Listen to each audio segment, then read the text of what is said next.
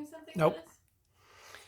Okay, so today we're here with Bob Sindelar to do an oral history of his life. And today's date is January 20th, 2026. And what's the significance of today? It's Nanny Sue and my 25th wedding anniversary. That's right. Great. Congratulations. And tell us what's Nanny Sue's maiden name? Newsom. Newsom. So she's Nanny Sue Newsom. Correct. And where is she from? She's from Lake Arthur, Louisiana. Okay. Okay, so and how old are you? I'm 81. Okay, and you're having a birthday this week, right? Thursday, I'll be 82. Okay, and so you're born on January 22nd, 1944. 1944. And where were you born? Berwyn, Illinois, McNeil Memorial Hospital. And what was the address of the house that you grew up in? 1821 Kyler. In Chicago?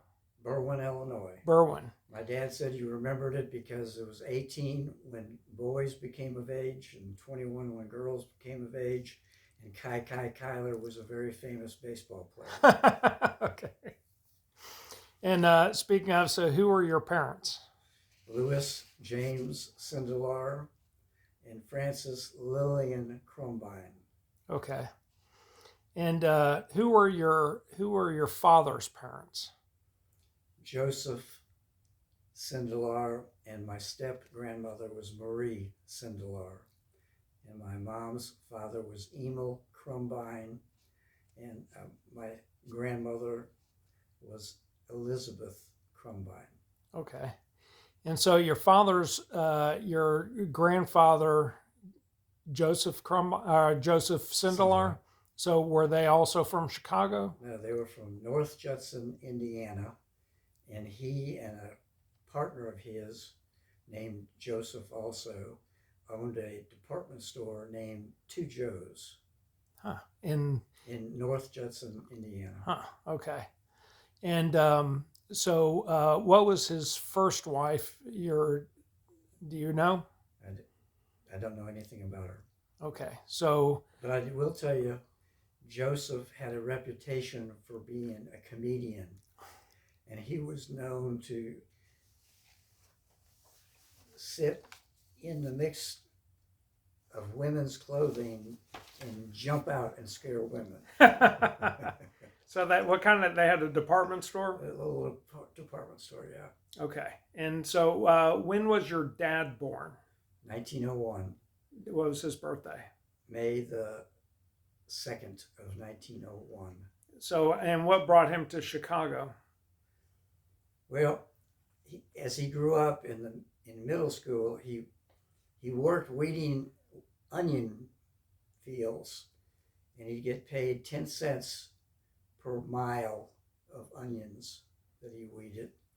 And one time he had a hole in his pocket and lost 30 cents, and it just crushed him.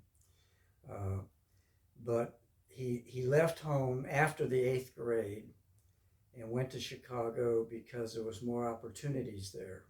He did not go to high school. He was just an 8th grade education.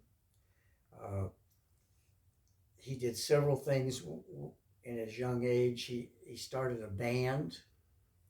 He played the violin but could not read music. He played everything by ear.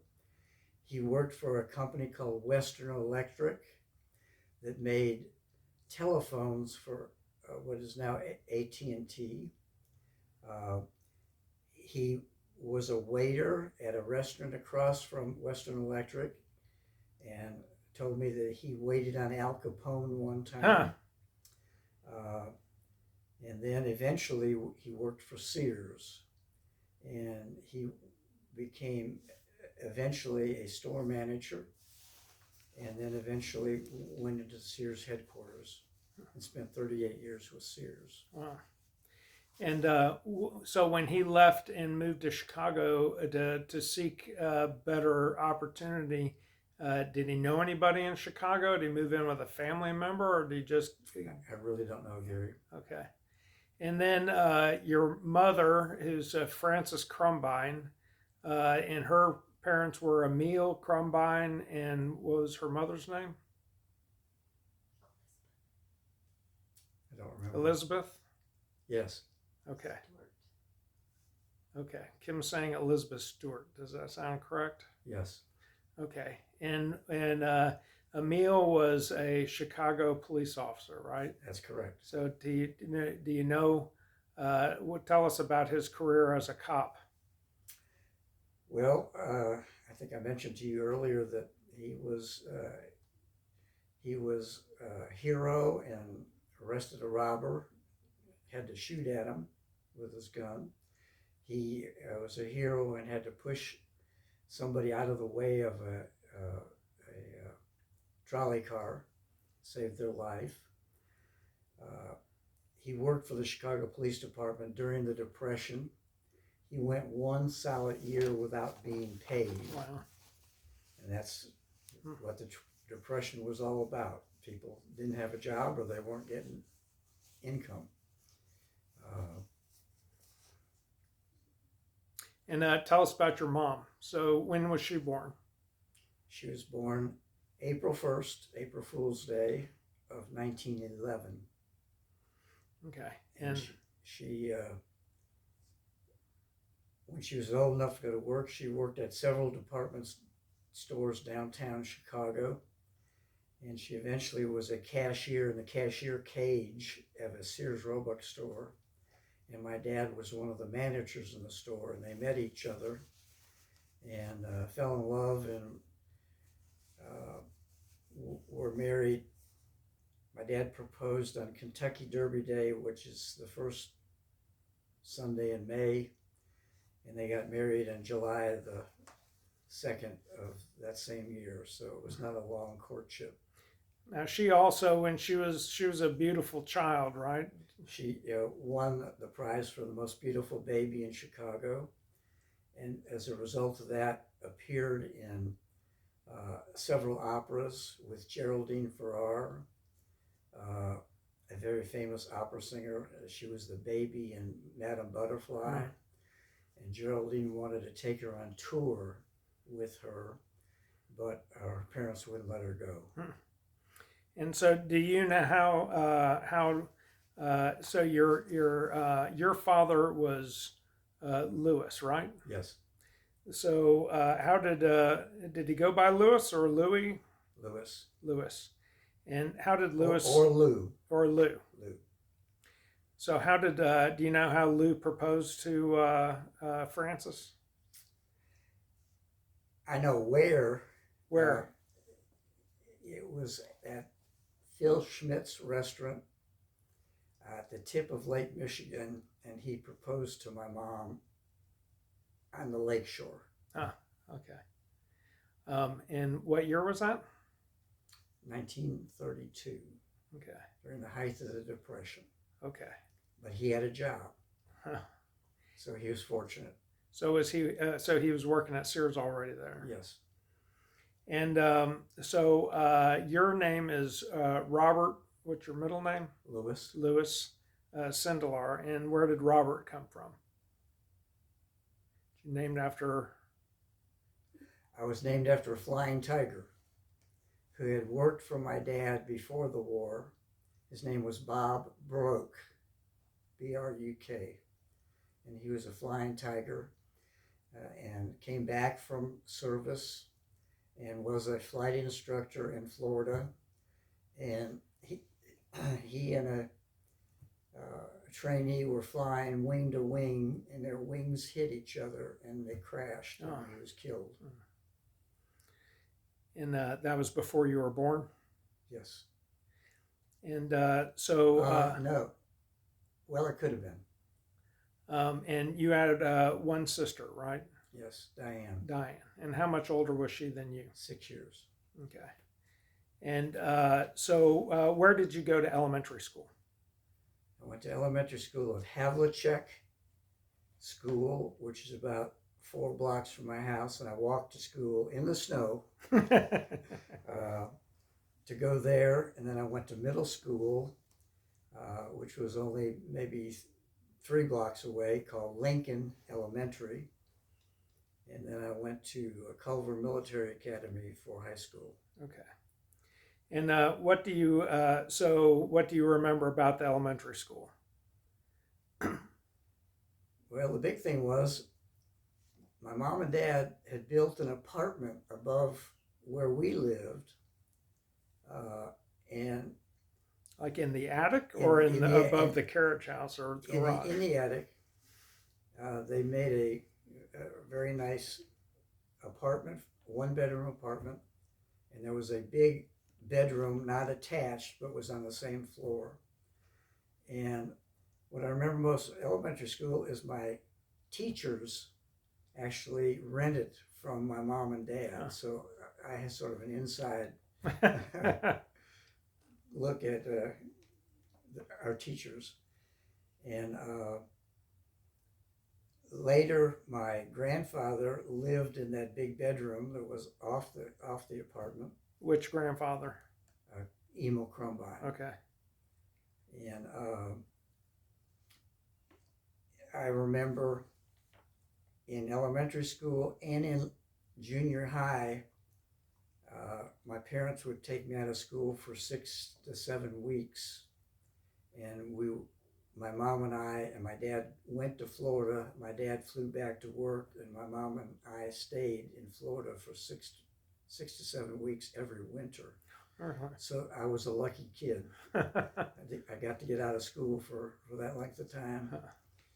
But my teachers gave me homework to do and stuff like that, but they let me do it. So this would have been in the early 50s. Yes. Okay. And were there other children in your neighborhood? Did you have friends that you played with on your block? We had friends. My best friend was a guy named Alfred Adnolfi, from an Italian family. They lived about 3 houses down, and we were good buddies. I had a lot of friends from school that had a birthday party. We all went to the birthday parties and things like that. And we didn't watch a lot of TV because we didn't have a lot of TV. The only TV we had was the Howdy Doody show. And the TVs would go off the screen at 10 o'clock to midnight. And although it would be a test pattern on the TV, that was it. So we played outside all the time, played baseball and kickball and that kind of sports. Did you ride your bike? Bikes. And where would y'all go? Just around the block, around the neighborhood. Okay. And did you ever visit your dad's store? Oh yeah, all the time. And tell me about that. What would your mom would take you there? My mom or my dad. Did y'all have more than one car? We did. That would be unusual. We had the first car I remember was a 1951 Pontiac Chieftain convertible. And then my mom and dad had a Cadillac that my mom had to go pick up in Indiana. And she and a friend of hers named Mame Prep were driving back, and they ran out of gas. And my dad had hired a moving company, North American moving van, and he was good friends. He had hired him at Sears to handle some of the business. And so he called Russell Cott up, and Russell Cott knew people in that area in Indiana where they ran out of gas and rescued my mom and Mame. But we had 2 cars. Okay. And now, a car I don't remember that my mom and dad told me about, they had a car that had an actual rumble seat, which was very unusual. And so describe your house. It was on a 37.5-foot lot, width-wise, very long lot.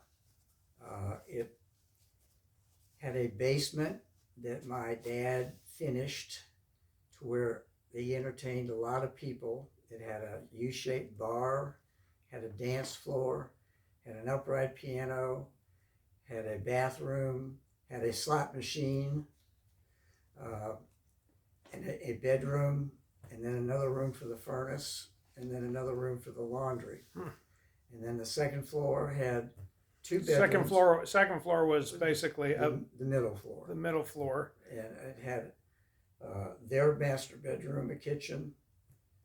My bedroom had a dining room, a living room, and a salon, or like a front porch enclosed. And then the third floor, which was the top floor, was the apartment that my teachers rented and that my grandfather stayed in. And where was Diane's room? Downstairs. In the basement? In the basement, where the private room was, and the entertainment area. So describe to me, let's say when you're in elementary school or sixth grade or so, describe to me a typical day in y'all's household. Oh, here we are. So get up. Your mom wake you up, or you have an alarm clock? Probably my mom woke me up. Got dressed, ate breakfast, went to school. So she cooked breakfast for everybody? She cooked 3 meals a day. Did y'all sit down as a family for breakfast, or was your dad gone already? Most times we sat down as a family. For breakfast. He'd come home for lunch. How far away was the store? About 3 miles. He'd come home for lunch. So did y'all have breakfast and did y'all have a table in the kitchen, or did you eat in the dining room? In the kitchen. He'd come home for lunch. He had his telephone from the store to transfer the calls to the house in case anybody important called him. Really? We'd be able to get the call. And he always took about a 20-minute nap to refresh himself. Yeah, sounds like Rob. Yeah. And then after that, after I got down from school, we'd play till it got dark. We'd have dinner, and we had later on, when I was in like the 6th, 7th, and 8th grade, we would watch a TV while we're eating dinner. Watch Wonderful World of Disney. I do what little homework I had, and go to bed. Oh. And you said did your parents socialize? Very much so. And so they had parties down in their basement.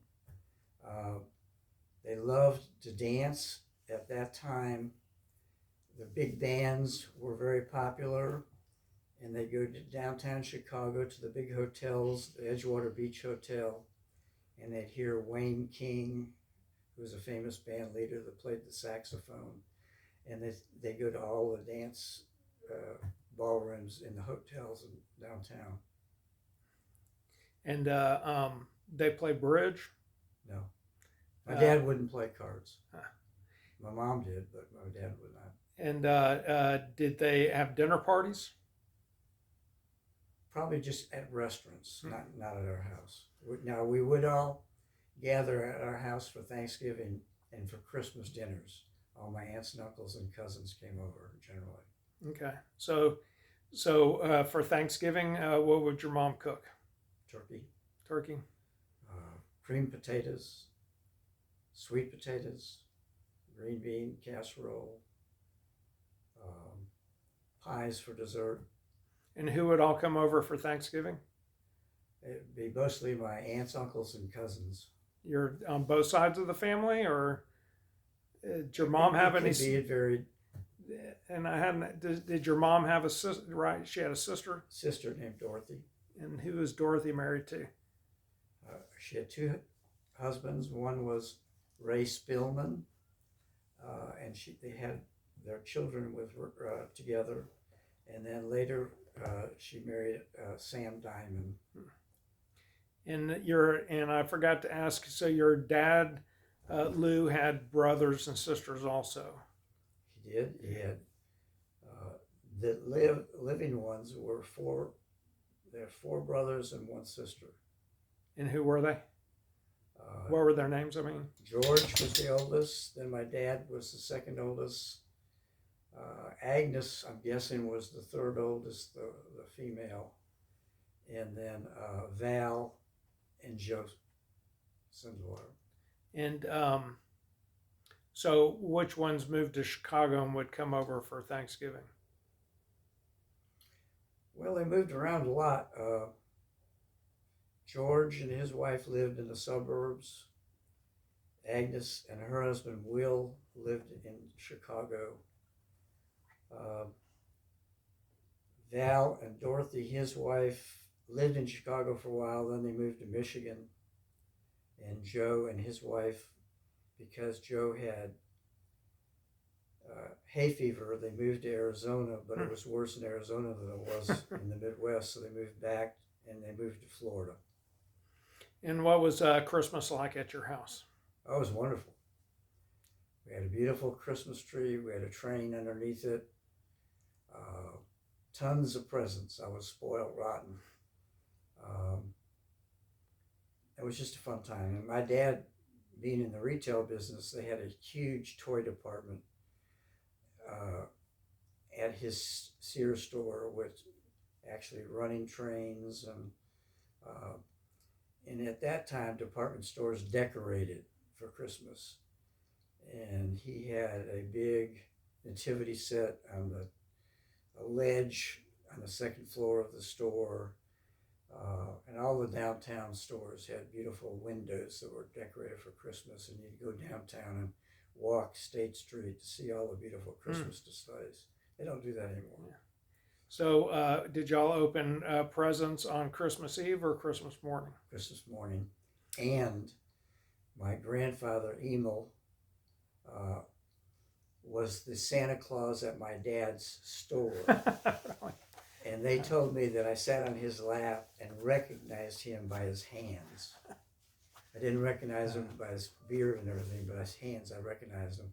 And he would always come Christmas morning and put presents around the tree.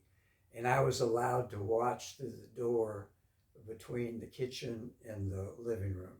There had a window, and I could see Santa Claus dropping off the presents. That's great. Yeah. And so after opening gifts, so would it just be your immediate family, or did y'all have other family come? We had other family come for dinner. Okay. But not for opening presents. And what would your mom cook? Pretty much the same as Thanksgiving. Yeah. And so when you think back of her fixing sit-down breakfast and dinner every night, what were your favorite dishes that she would cook for the family? Everything. She cooked some Bohemian food.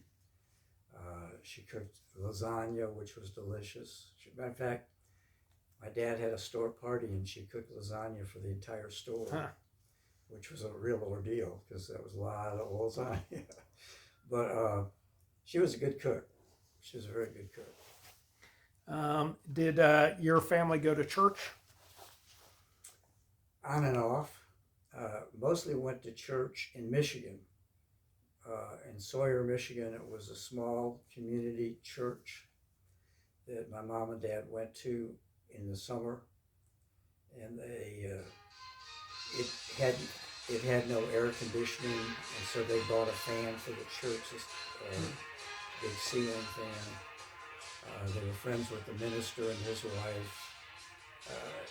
Just turn it off. I don't care. There was maybe 50 members of the church. It was a small church, but it was nice. It was they got to know us and we got to know them.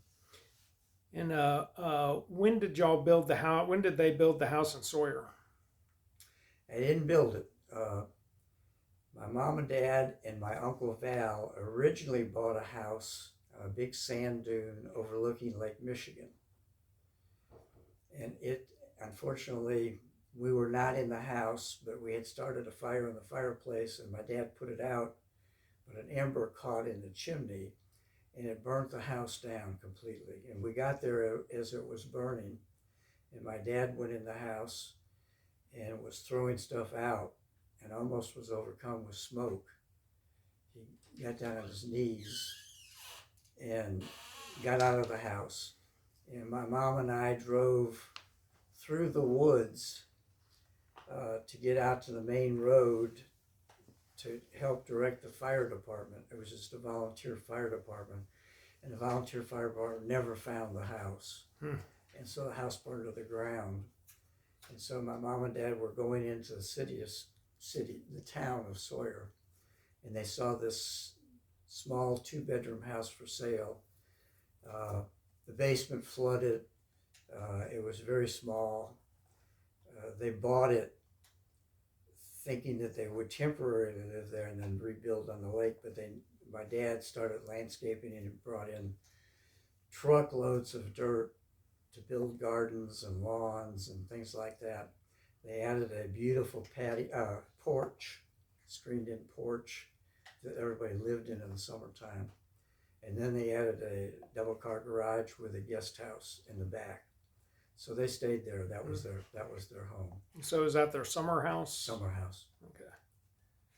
Okay. Let's see. We brought Kim there as a baby. They had signs welcoming Kim. And we stayed in the guest house. I remember going there and bathing Duncan in the sink. Yes. When we went for your family reunion. Did your mother ever work outside the house? She only worked before they got married. And it's an interesting story. She was in the Sears cashier cage. My dad was a manager at that store.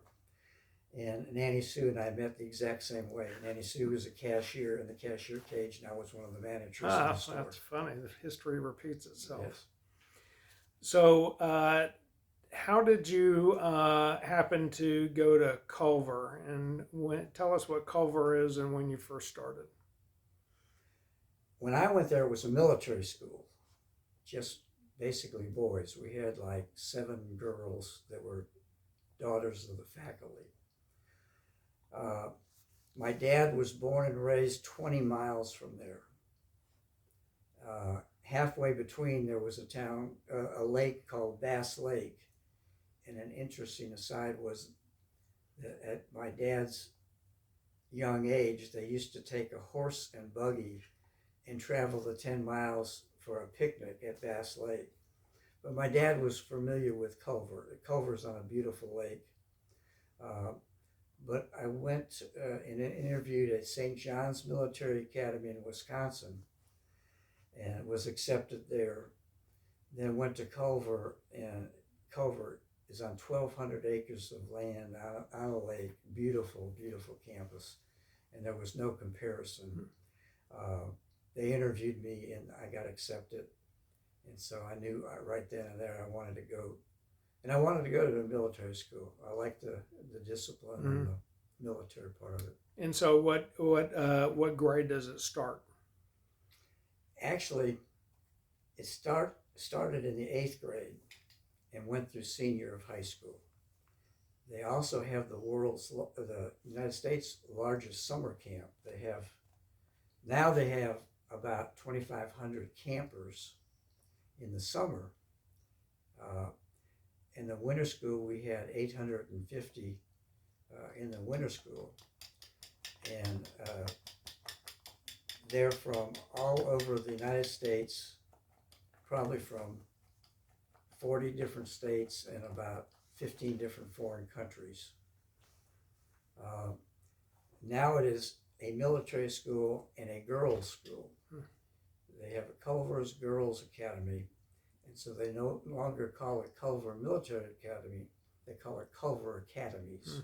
There's about 450 girls and about 450 guys. And how many students were there when you went? 850. 850. All guys. Wow. And what year did you start? I started as a freshman. Freshman in high school? In high school, 1958. 1958.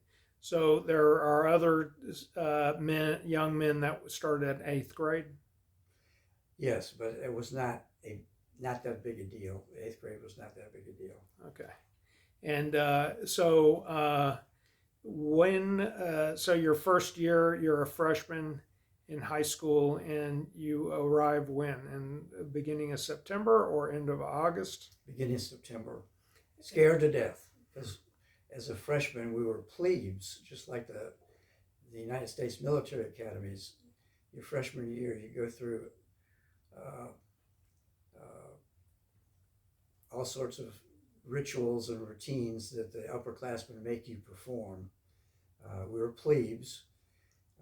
We had to march in the building and make square corners at every corner. We had to,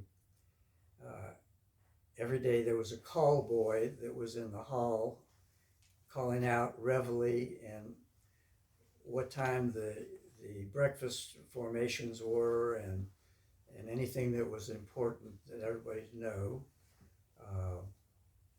It was just my sophomore year that it did away with the plebe system, but unfortunately my freshman year they had the plebe system. You had to, when you ate meals, you had to put your arms up like this, and they made you say grace at each table. There was about 8 cadets at each table in the mess hall. So it was different than the kids after us came through. And so you lived in the dorm? Dorm. And who was your roommate your first year? Sandy Turnbull. His brother had gone to Culver. Sandy, later, our senior year, was the squadron commander, which means he was over all of the cavalry. Really fine family, fine guy. He lived in Los Angeles. He never would say what his dad did. We sort of speculated that we thought he was with the CIA, but his family owned an entire valley in Los Angeles, which they later sold. You found this out later? Yes. But his home overlooked Dean Martin's home. Huh. And Sandy later became a rancher and a farmer. Huh. And he had either leased or owned several thousand acres in Northern California. So you'd be there all fall, and then you'd go home for Christmas break? Correct. And then back in January? Correct. And at the end of your freshman year, what'd you do all summer? My freshman year, I just went to our summer home in Michigan and spent summer in Michigan. Towards my junior and senior year, I had a part-time job at Sears in Benton Harbor, Michigan. Where's that? It's about 20 miles north of Sawyer. Oh, okay. Benton Harbor, St. Joe. And that's right on the lake. So describe a typical day at Culver when you were a senior. Get up at what time? Here, it's been so long ago. Probably, I don't know, 6:45, 7 o'clock, I'm not sure. You'd get dressed.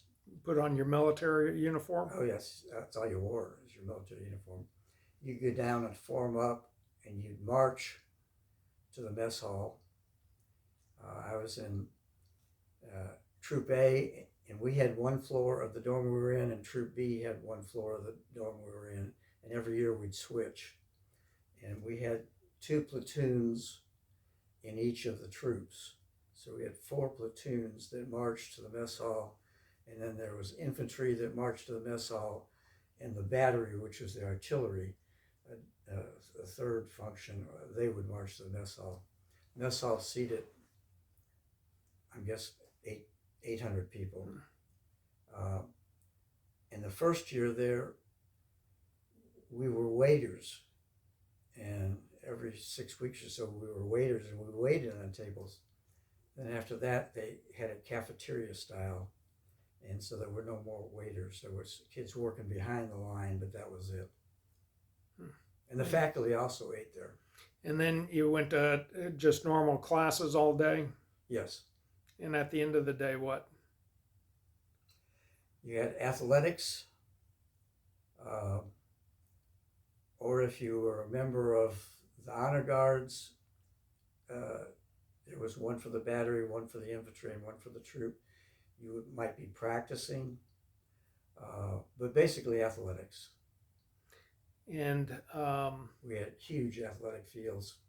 We had a big natatorium. We had indoor basketball courts.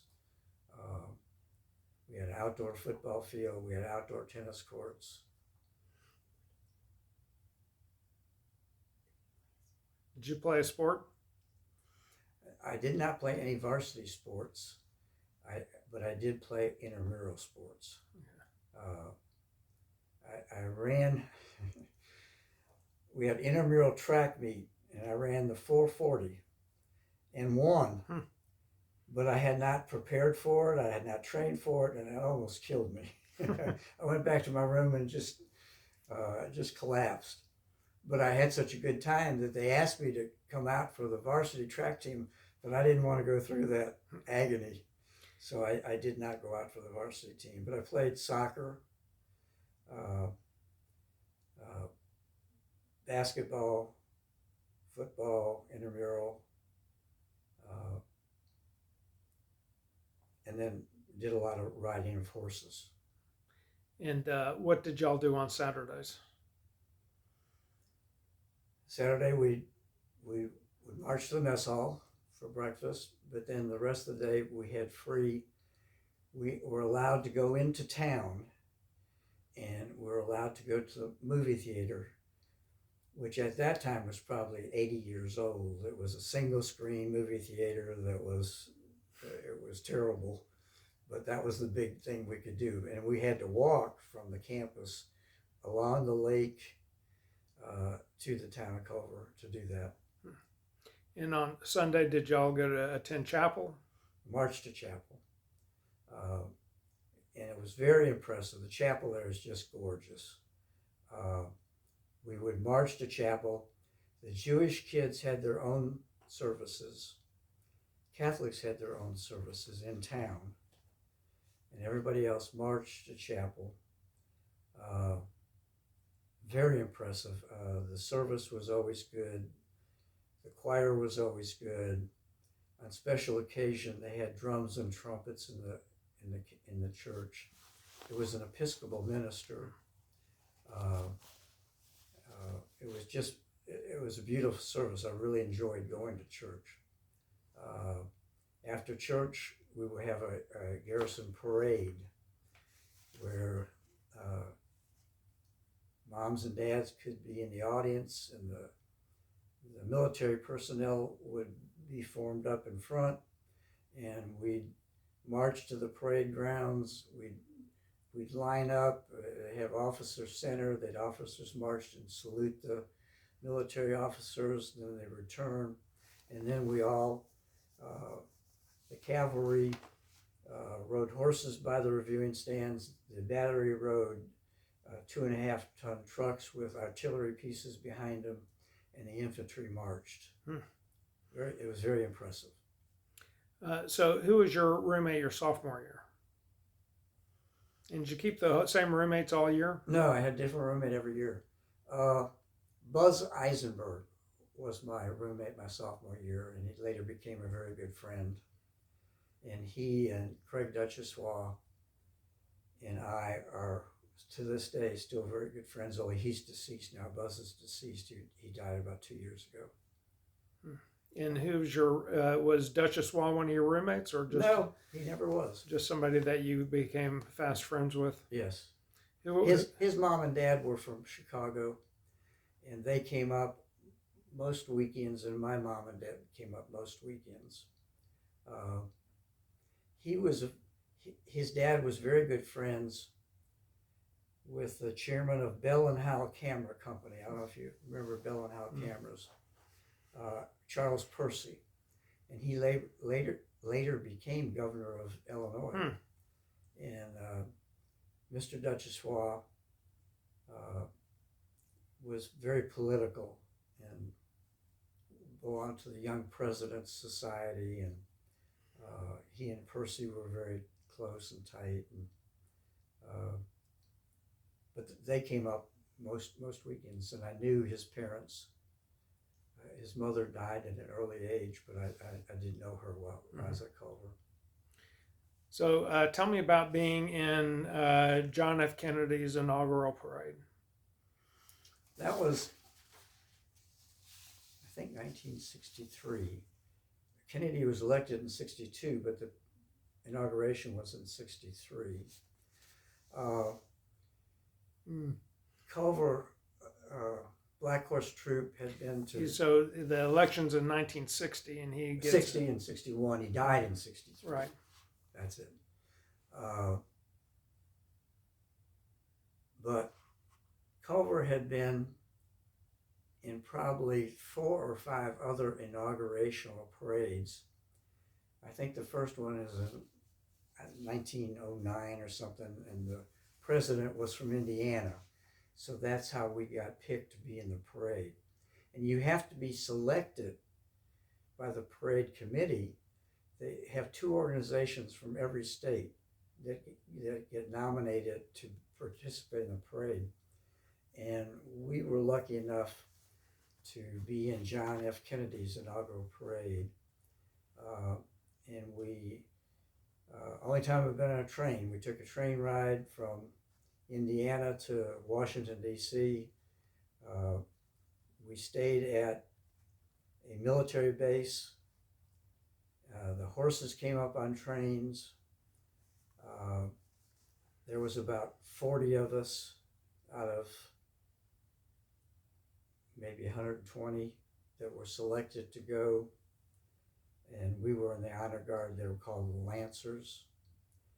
And it was just a fun trip, but it just was terribly cold. We were out on our horses for like 4 hours, and the guy's hands froze to the reins. It was that cold. And they had a terrible blizzard the day afterwards, or maybe the day before. It was like a foot of snow, but it was miserable weather-wise, but it was a fun experience. Yeah. Did you get to see the president? We did.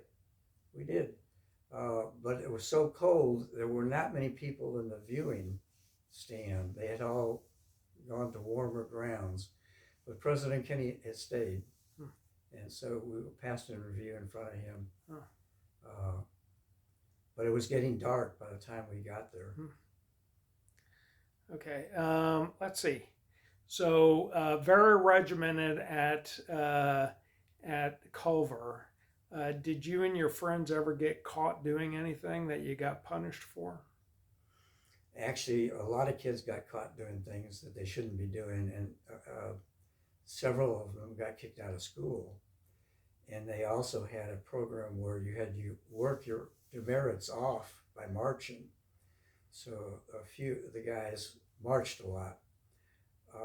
What about you?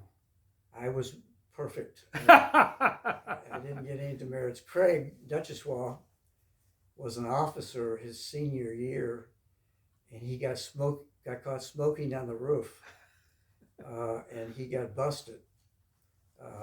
And he later, at the end of the year, he got promoted again, but he got busted. There were quite a few guys. One guy got kicked out of school because he was making fake IDs and selling them. They were pretty strict. What about at home? Did your parents ever catch you doing anything sneaky? I gotta admit this on tape. Right. Okay. I got caught. I didn't get caught. This is the interesting thing. I tried a cigarette behind the sofa in my living room, and they accused my sister of doing it. So I didn't get caught, but Diane swore it was me that did it. So that's about the only thing that I can remember that I was a bad kid. Let's see. And how did you decide to go to Southern Methodist University in Dallas? Well, my mom and dad gave me a car for my graduation from Culver. What kind of car? 1962 Pontiac Bonneville convertible. Wow. That Duncan has seen and loved it. It was a beautiful car. I wish I still had it. But I applied to 3 schools, got accepted to 3 schools. Which 3 schools? Michigan State, but they would not allow a car for your freshman year. Wake Forest would not allow a car on campus. You had to keep it off campus. And SMU let me have a car. So that was a big deal. And we took a trip to all those places, and I really liked Dallas. Dallas was just an awesome town. So I ended up going to SMU. I was very happy that I went there. Let's see. And did you live in a dorm? My freshman year, I lived in the athletic dorm, not because I was an athlete, but they housed a lot of athletes in the dorm. A lot of football players were in my dorm. My sophomore year, I had a dorm room, but I also had an off-campus apartment with a couple other guys. In my junior year, I had an off-campus apartment. And my senior year, I was married. Okay. So your parents paid for a dorm room and an off-campus apartment? They did. Oh, okay. My parents spoiled me rotten. They really did. I was blessed. So tell me about, so you're at SMU when John F. Kennedy is assassinated. Correct. Which is, I think, November 23rd, 1963. 22nd or 23rd? 22nd, maybe. I think it's 22nd. 22nd. So tell me about that day. Well, I was in an English class, and it turned out later your mom was in the same class, which I didn't know at the time. But our professor... Toady was in the same class. Yes. Our professor told us that he was going to cut the class short because he was invited to the banquet that they were having for Kennedy down, I think, at like a civic center or something. Went back to my dorm room, and that's when we heard about Kennedy being assassinated or being shot. An interesting thing was one of the football players thought that was the greatest thing in the world, and I just was shocked that anybody would have those thoughts. But my roommate and a good friend, Dennis Martin and Bill Nicholas, and I got in my car and drove down the expressway to downtown, and we parked a block away from the Texas Book Depository. So did you know where the assassination had taken place? Bill Nicholas's uncle worked a block from there, and so he knew where it was, and we parked our car near where his office was. So there's no cell phone, so he's talking to his uncle by telephone? He wasn't talking to him, he just knew where it was. Oh, okay. But my question is, how did you know where the assassination took place? On the radio. Oh, okay. The radio. They said it was in front of the Texas Book Depository. Okay. Don't ask me how this happened, but I walked to the front of the Texas Book Depository. There wasn't anybody around. No police, no nothing.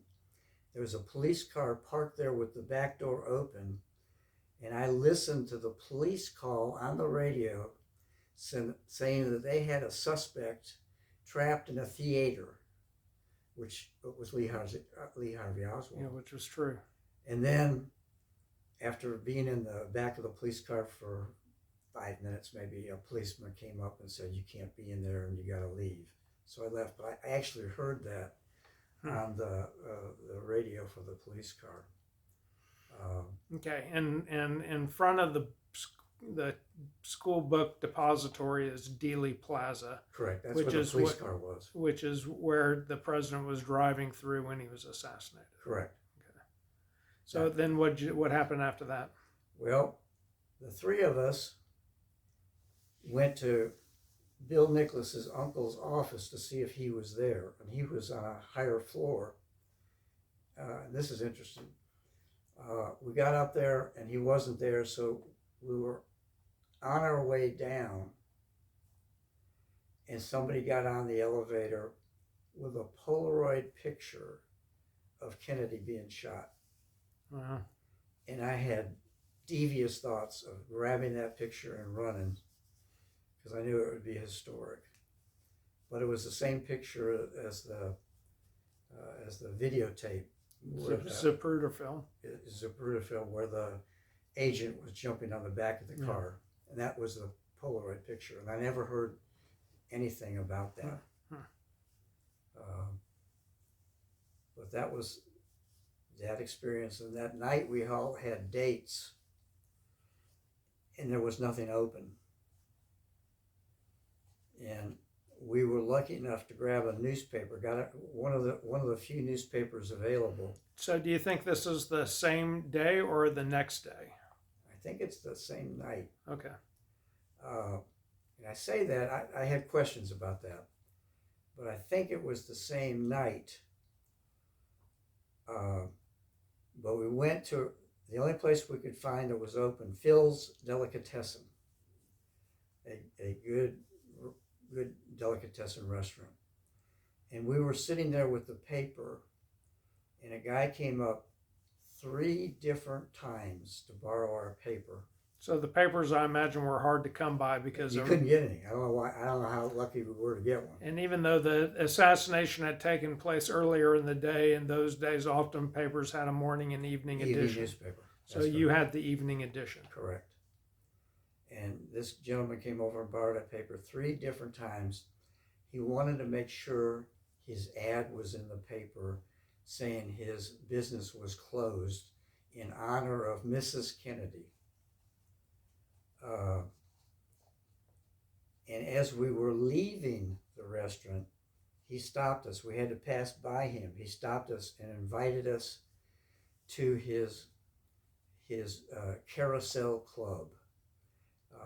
He had a great band and a great drummer, and he thought we would like hearing the drummer. And that's how we knew it was Jack Ruby. Jack Ruby. So I thought that I had heard you say before that he took the paper and went and made a phone call. Is that correct, or is that not true? Could have. Okay. Could have been. I don't remember. But that's what he was checking the paper for, to see if his ad had made it in the paper in honor of Mrs. Kennedy. And then we all had the same dates, I think the next day, and everything was still closed.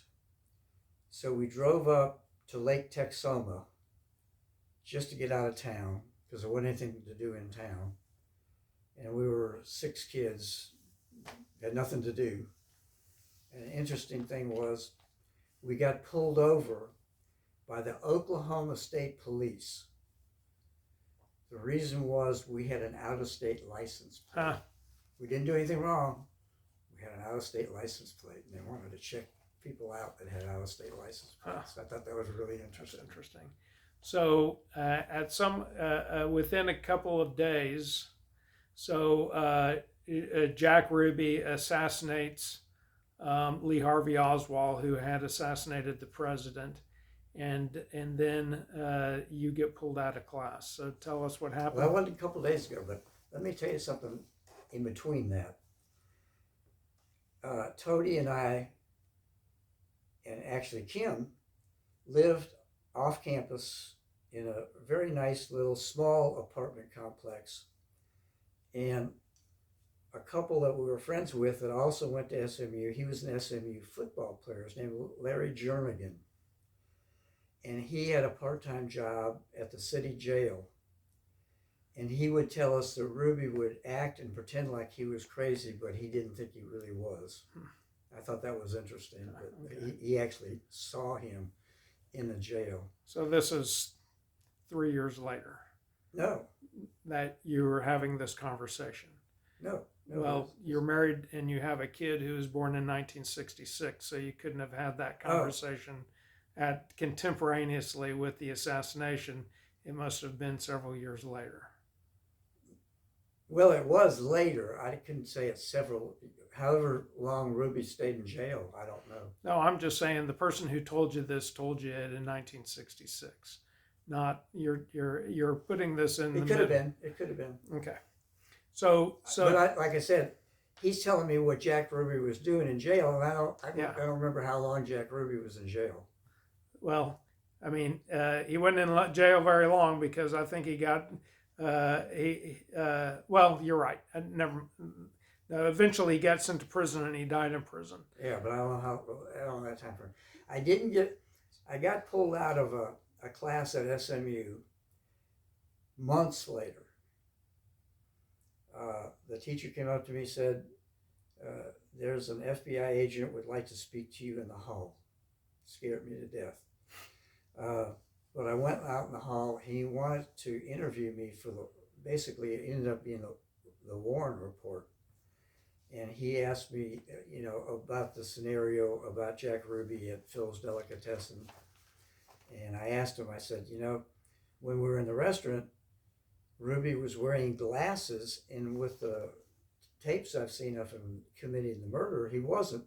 And the FBI agent said, no, he was known to wear glasses. So that confirmed that was Ruby. But that is probably several months after when the Warren report was being investigated. Okay. That happened. And one or two of the girls in our group had called the FBI and told them about it. That's how they got my name. So how did you meet Toady Duncan? One of my roommates, I had two roommates in an apartment, J.D. Smith and Mike Ryan.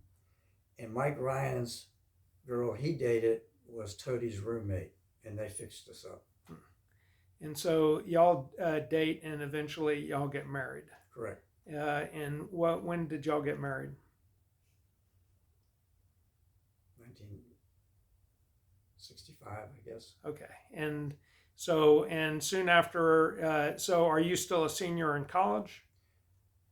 Yes. So you get married before you graduate. I did, and that also prevented me from being drafted, and that's not the reason why I got married, but it was a nice bonus of getting married, because you were deferred from the draft if you were married or in college. Okay, and so Kim was born in 1966, and Correct. You said you and Toady were living in an apartment, and you were finishing college. Yes. And then Toady had dropped out. Okay, to take care of Kim. Right. So you were born at Baylor Medical Center, and late at night or early in the morning, I can't remember which, but I got cigars for everybody in the apartment complex, and so proud, so happy. So do you remember where the apartment complex was? It's on Bonita Drive. Okay. In Dallas. In Dallas. It was about, I'm guessing, 5 miles from campus. And actually, after I graduated, I got on the Sears Management Training Program, and the store they assigned me to was Ross Avenue, which was at the end of Bonita Drive. It was maybe 2 miles from their apartment, so it was perfect. So, so as soon as when you graduated, you got on the Sears training program, and you got hired by Sears. I did. I got several job offers. I got one job offer for Wells Fargo Bank in California, and I loved the stock market, and I got hired by a small boutique brokerage that I interviewed 2 or 3 different guys, and they finally took me to an 80-year-old managing partner, and he interviewed me, and they offered me the job. But I ended up taking my job at Sears. And so your first job was there in Dallas? Dallas. And so... And I'd worked part-time for Sears when I was going to college my junior and senior year. Oh, okay. And so how long did that last? Well, I mean, in Dallas, and then you moved. I was on the management training program, and my mom and dad were in Fort Lauderdale, and they thought about buying this small 5-unit apartment complex on the ocean that a man who was sort of an alcoholic was getting desperate to sell it, and the price was right. But I got transferred from Dallas to Fort Lauderdale, Florida. Uh, not because the Sears transferred me, but because I requested the transfer. And so I got transferred to Fort Lauderdale, Florida, and we lived in a 2-bedroom home that was part of that little apartment complex right on the ocean. And where was that? That was in a small town called Highland Beach. And Rob was the first baby born there in 30 years because they were all old people. Highland Beach is between Delray Beach and Boca Raton. It's a small little strip of land right on the ocean. And how long did y'all stay there? We stayed there, I'm guessing, a year and a half, 2 years. I won a contest for the paint department in Chicago at the Fort Lauderdale store. And part of the award was flying up to Chicago to visit Sears headquarters, and then they took us out and wined us and dined us. And when I went back to the Fort Lauderdale store, a member of the buying department, Jim O'Grady, who is the buyer of paint compressors, stopped by for a visit to my store, and unbeknownst to me, he was interviewing me. And we sat out in his car and he chatted with me. And lo and behold, a couple of days later, I got called into my store manager's office that they would like you to come to Chicago. And I thought that was I told the store manager, I said, boy, that's everything I ever wanted. And he gave me a dirty look like, you don't want to do that.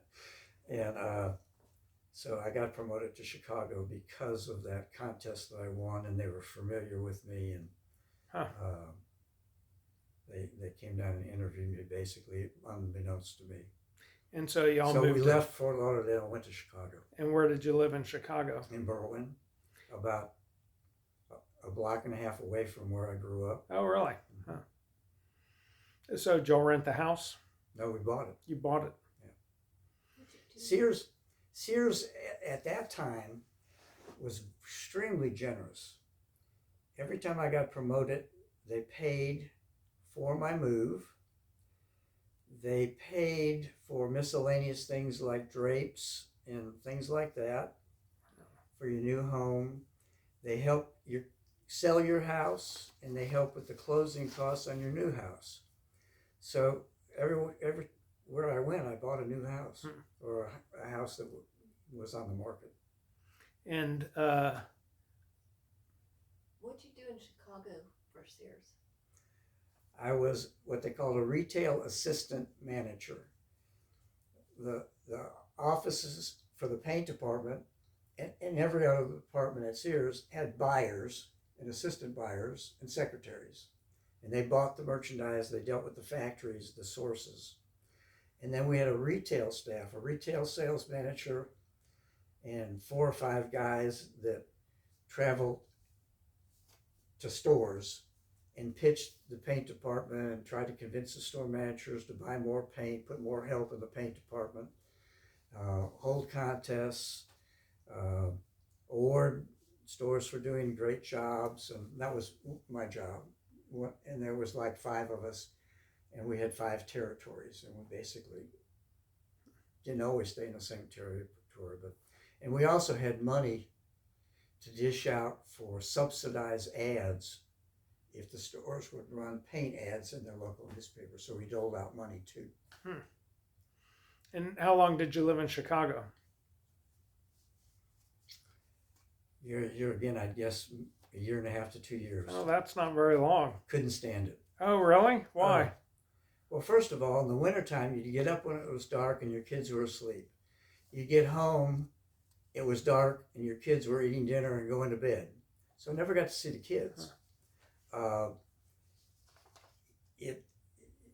first snow was beautiful. After that, you didn't see the sun for 2 months. The snow turned black, dirt, grime. You want to go to the country and it'd take you 2 hours to drive out of the city traffic. I just didn't want to live there. And once you get to headquarters, you were there. You didn't move anywhere else. You stayed there. I just didn't want to do that the rest of my life. So I had a very difficult time getting transferred out of Chicago. But one of my dad's assistant managers, Dean Swift, was a vice president of the Southern Territory. And my dad called him up and asked him if he couldn't help me get out. My dad and I actually had to, no, my dad didn't. I actually had to fly to Atlanta and interview with the vice president of Sears over that territory before he would transfer me. And they temporarily transferred me to Fort Myers, Florida, just temporarily till they could get me a spot somewhere permanent. So that's what happened. I ended up, I even had somebody at headquarters call me while I was in headquarters and said, "How did you get out of headquarters?" Did everybody want to get out of headquarters? Yeah, it was in the old catalog plant, bad part of town. When Martin Luther King was assassinated, there was fires, cars on fire everywhere around that.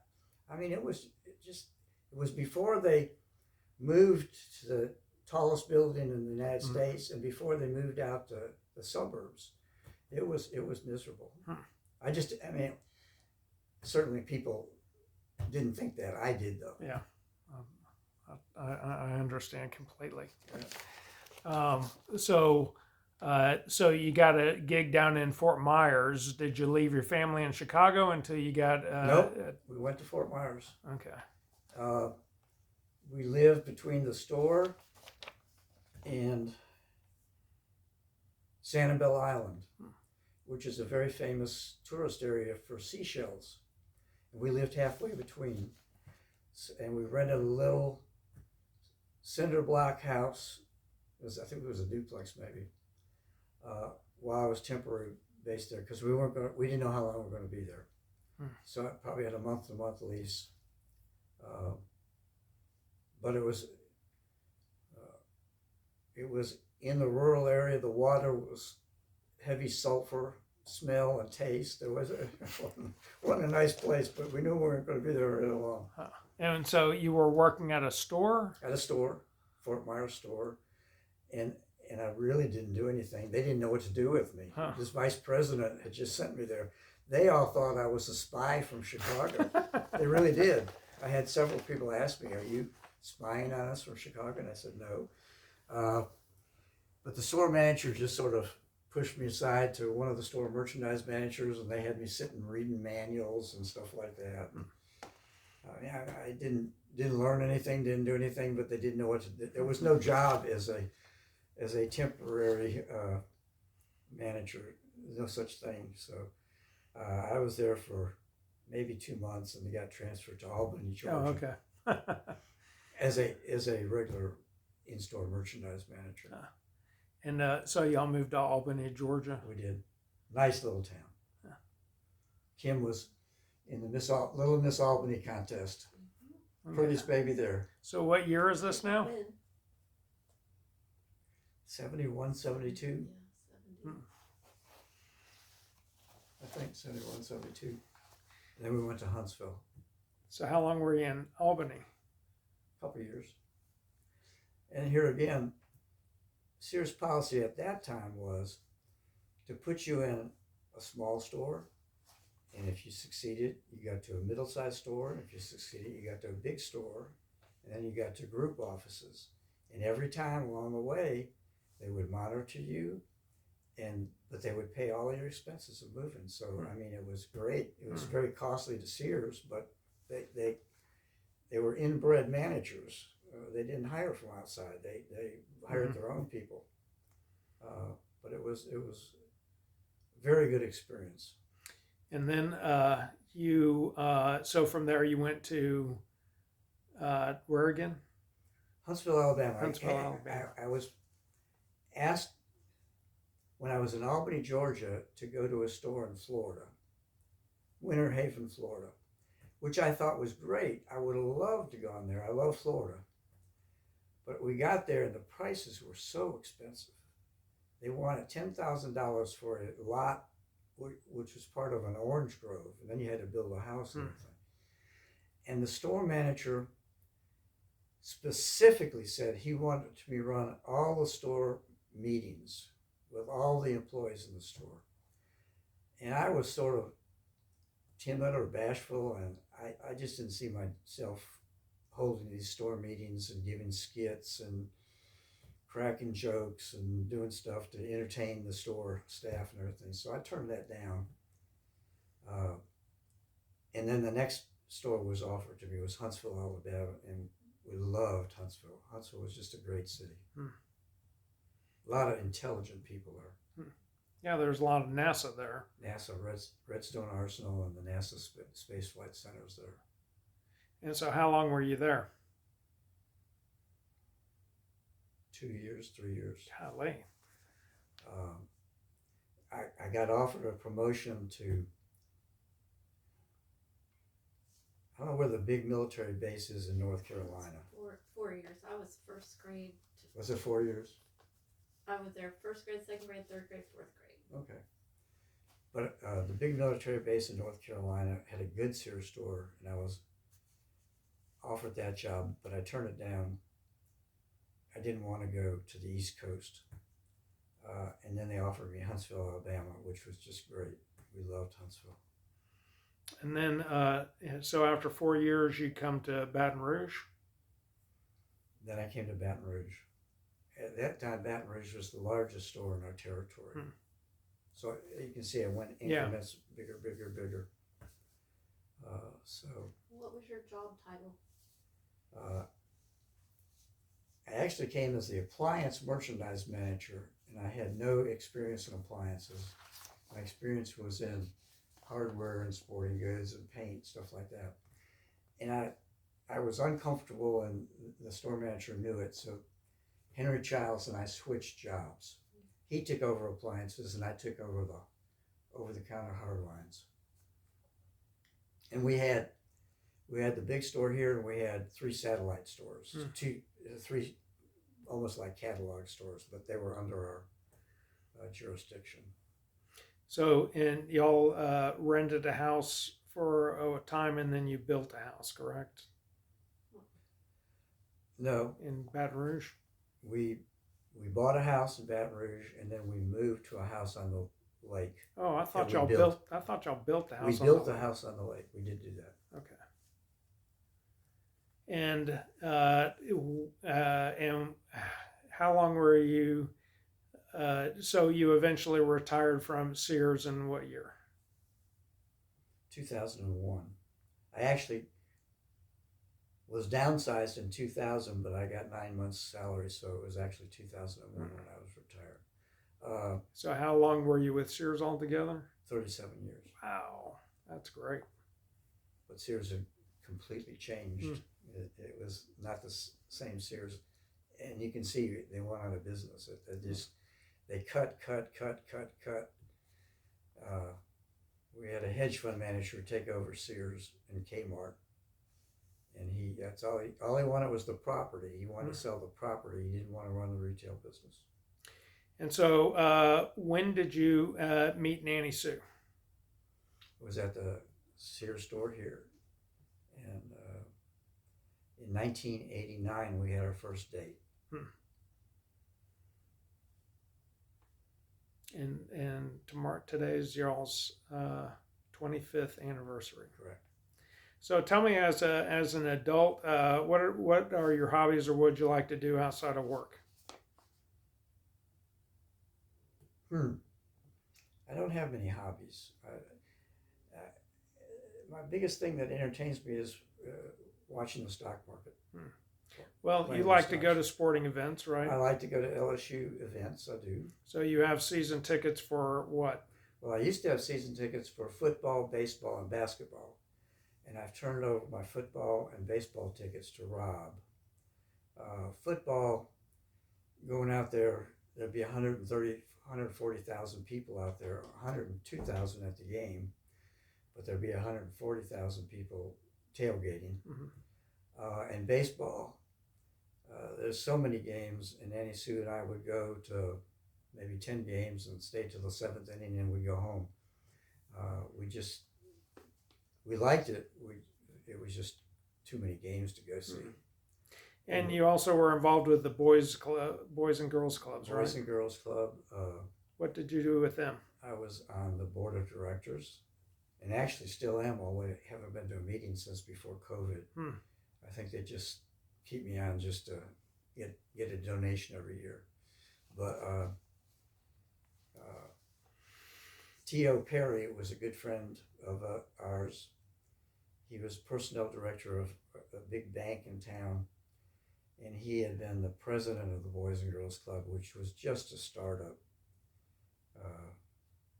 They had a director, and that was it. And they maybe had 30 kids. But he brought me on the board of directors. And I've been on the board of directors for over 40 years. Wow. Okay. Then, so tell me, what was your daughter Kim like growing up? Wonderful. Couldn't ask for a better child. She's a sweetheart. Wonderful girl. What's he supposed to say when I'm sitting No, right here? no trouble whatsoever. Well, that's actually very true. Never caught her smoking, drinking, Well, I've never smoked. sneaking out at night. No. Caught me smoking 'cause I've never Can't ask me smoked. the questions when Rob though now. No, Kim has been a wonderful child. Very proud of her. Smart, Good looking,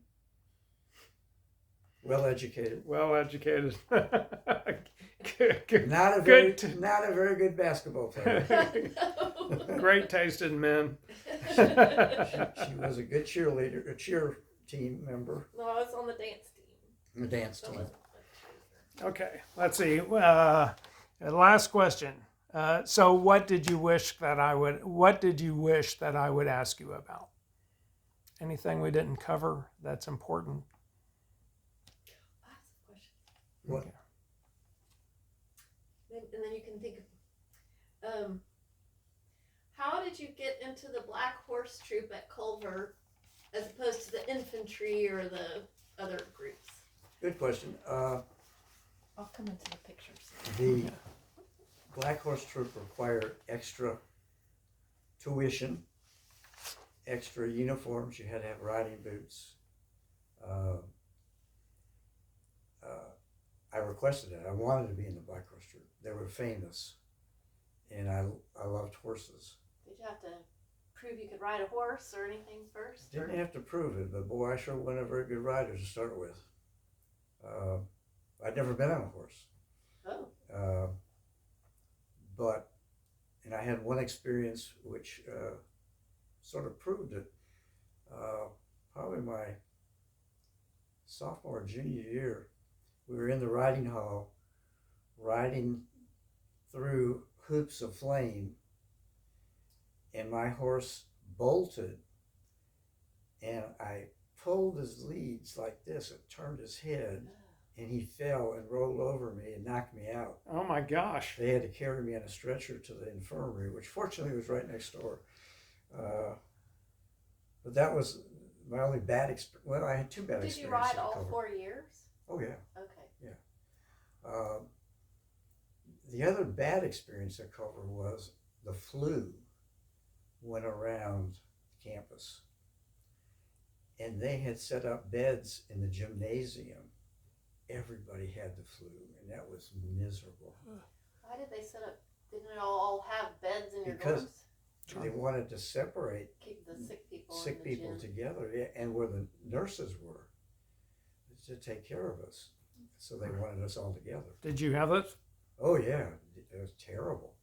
I was really sick, and everybody was really sick. It was terrible flu epidemic. But those are my only two bad experiences.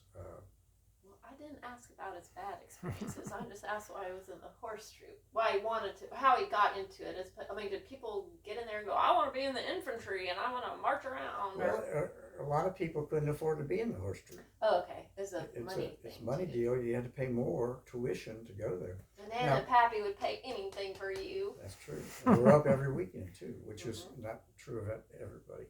I would imagine. But the tuition there, when I went, was like $3,500, and now it's over $60,000 to go there. Wow. It's more expensive than going to college. A lot more. Yeah. Except Duke is about that. Well, there are schools that aren't that expensive, but the majority of colleges going to cost $60,000 a year. Yeah, that's an elite group that can go And there. they're very selective, and the kids there, they stress leadership. That's what they stress to the kids. Not only academics, but they want to build leaders.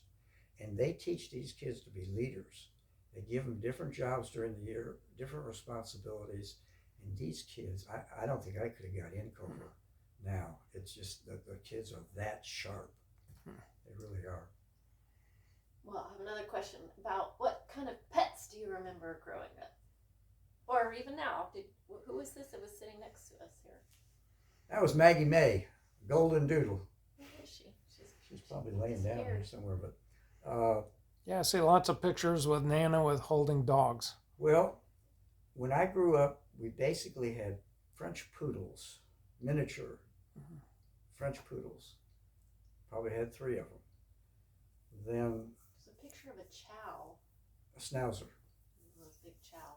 I don't know whose chow it was. That was before I was born. Oh, okay. They kept that on the porch. They loved that dog.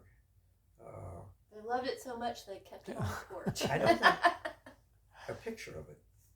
Oh, picture on the porch. Yeah, not the dog. They didn't have Sawyer when they had the Oh, chow. okay. Well, I didn't know what porch I'm you not were sure it was a talking chow. It was some other kind of dog.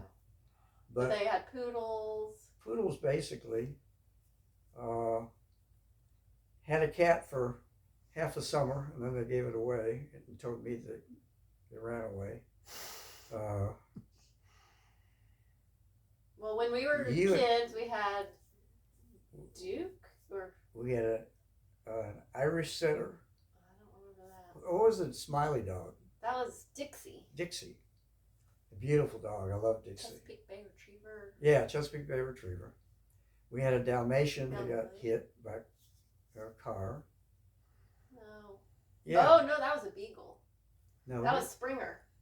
it was a Springer Spaniel. Springer, she was a Spriegel. She was Springer Spaniel Beagle mix. It wasn't a Beagle. It's a Springer Spaniel. That's why we named her Springer. But Gumbo didn't get hit by a car. Gumbo was our only Dalmatian. Or if he got hit by a car, he didn't tell me. No. Gumbo died while I was in college. Yeah. We've always had a pet, and it's generally been a dog. Started off small, getting bigger. We had Charlie, Charlie the the black cat that we went on vacation, and the vet killed him. And you had, what was the dog in Albany? That was like, wasn't it named Duke or something? It was a yellow lab. It's a yellow lab, I I think. don't know what his But name was. that's a funny story about that dog. We had vents in the floor, and the dog had a chain collar, and the chain collar got caught in one of the vents and scared the hell out of the dog, and the dog went running in circles and pulling up stuff. Well, the vent was hanging from it and, just tore up the house. and diarrheaed as it was running through the house. Yeah. The house in Albany, Georgia was a nice house. It had pecan trees in the backyard, and we got such a kick out of going picking up the pecan trees and sending them for Christmas presents and things like that. It was neat. The thing I remember about that house is it had a carport and then another room on the other side of the carport. Yeah, and pool he table. was, I don't know if you were a buyer for the toy department or something at Sears at some point, but I was a merchandise manager. you would get all of the toy samples and you'd bring Rob and I out to that room. Like he'd set it all, like hundreds of toys out in that room. Or at least it seemed like that to a little kid. Wasn't that many. It seemed like that to a little kid, and you'd bring us out there, and we'd just go crazy because there was all kinds of toys out there. As part of my job as a merchandise manager in the store, we went to Atlanta while we were in Albany, Georgia. Went to Atlanta every year for the big toy show that all the Sears merchants went to, and that's where we'd select the toys we would carry in the stores. What store? And the sources gave us stuff to take home. So Yeah, that would make or break somebody Yeah. if y'all would choose or not choose to carry theirs. but they did away with that. It became very centralized. Everything's done out of Chicago. I wanted you to tell us a little bit more about your sister Diane. Oh, good question. She's 6 years older than me. She was a hellion. My parents had the room downstairs in the basement. Well, Diane would climb out the window to leave the house. So my parents sent her to a private school for girls. She went to Morton High School, which was a public high school. She played the accordion, took accordion lessons. Well, she'd tell my mom she was going to the teacher, and she would drop off the accordion, probably at the teacher's, and go downtown and try and date sailors. She was a wild girl. She was a very nice person. I'm just being facetious, but she married her first husband, who was in the army in Germany. She had met him in Michigan, and they had 3 boys. They ended up, apparently he was fairly abusive, and they ended up getting a divorce. And she married Gus, who also knew from Michigan. Just a wonderful guy. And they had Fran together. One of the sons is deceased, Louis. One, Phil, the next oldest, just did not communicate with Nana, did not communicate with any of us, and so he and his wife went separate ways. His wife was a bad influence, I think. And then Robbie, you know Robbie and Christy. Yeah, That's super the nice youngest. people. And Fran was the youngest daughter with Diane and Gus, and she's deceased now about 2 years. But Diane didn't graduate from high school, didn't graduate from college, but she's a very nice person. Yep, she made us a beautiful Afghan for Yeah. a big throw blanket for our wedding gift, which we have. We still have. It's beautiful. Yeah.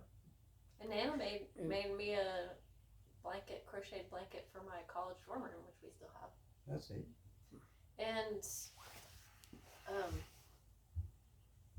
Pappy didn't have a high school education either. 8th grade education. 8th grade. Wow. And he was very successful in business with just an 8th grade education. That's amazing. It is amazing. So would he have been born at home? He was born, At it wasn't the home that I'm familiar with, but it was a home a block away. He was born in a home. and was Nana born in a hospital or at home? I believe a hospital. I think that's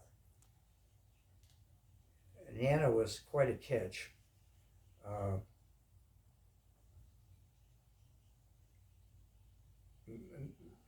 I told you how she got the baseball, the Babe Ruth baseball? Yes, yeah, but that was on the earlier. So tell it again. So you have a baseball in your office that's signed by Babe Ruth. And Lou Gehrig I'm guessing it's the 1929, because Nana was born in 1911. So she would be 20 years old in 1930. So maybe it's 1930. 31, she'd be 20 years old. Maybe 29 or 30. She dated a gentleman named Adler. I'm pretty sure Adler, I might be getting confused with the Shed Aquarium, but Adler has family donated planetarium to the city of Chicago. So it was a wealthy family. And she dated him when she's 19 or 20 years old.